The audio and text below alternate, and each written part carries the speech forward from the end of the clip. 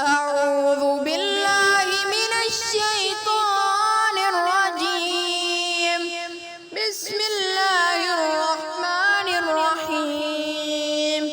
ياسين والقرآن الحكيم إنك لمن المرسلين على صراط مستقيم تنزيل العزيز الرحيم لتنذر قوما ما أنذر آباؤهم فهم غافلون لقد حق القول على أكثرهم فهم لا يؤمنون إنا جعلنا في أعناقهم أغلالا فهي إلى الأذقان فهم مقمحون وجعلنا من